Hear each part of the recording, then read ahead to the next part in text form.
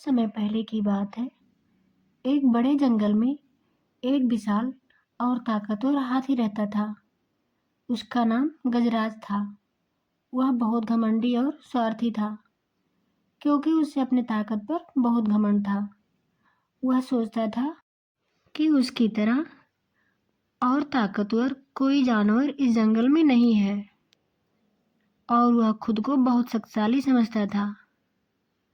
वहीं उसी जंगल में उसे एक छोटी सी चींटी दिखाई दी, जिसका नाम चिंकी था। चिंकी बहुत मेहनती और समझदार थी। चींटी हमेशा अपने छोटे छोटे कामों में व्यस्त रहती थी, लेकिन चिंकी कभी भी दूसरों से अपनी ताकत या महत्व का बखान नहीं करती थी। एक दिन गजराज जंगल में घूम रहा था।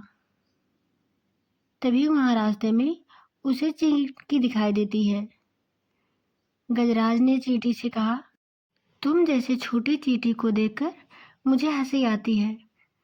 तुमसे बड़ी ताकत तो मेरे पैरों के नीचे है। क्या तुम समझती हो कि तुम्हारी जैसी छोटी सी चीज जंगल में कोई महत्व नहीं रखती है?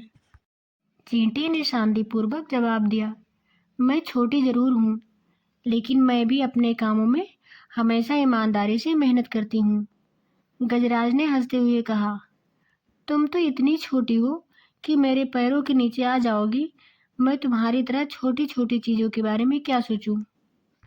अगले ही दिन जंगल में एक बड़ा तूफान आया। तेज हवाओं से और बारिश के कारण कई पेड़ गिर गए और रास्ते में बड़ा बाढ़ आ गया। गजराज बहुत परेशान हो गया, क्योंकि उसका विशाल शरीर बाढ़ के पानी में फंस गया और वह कहीं भी आगे नहीं बढ़ पा रहा था। वह हाहाकार मचाने लगा, मुझे बाहर निकालो, मुझे बचाओ। चींटी ने यह देखा और तुरंत अपनी समझदारी से काम लिया। उसने जंगल के बाकी जानवरों से मदद मांगी और मिलकर एक योजना बनाई। सभी जानवर मिलकर गजराज को बचाने के लिए रस्सियों और अन्य चीजों का इस्तेमाल किया। आखिरकार बहुत मेहनत के बाद भी गजराज को बाहर निकाल लिए। गजराज ने अपने बचने के बाद चींटी से कहा, तुम सही थी चींटी, तुम्हारी मेहनत और समझदारी ने मुझे बचाया है। मैं बहुत घमंडी था, लेकिन अब मैंने यह समझा कि ताकत केवल शारीरिक नहीं, बल्कि समझदारी और मेहनत में भी होती है।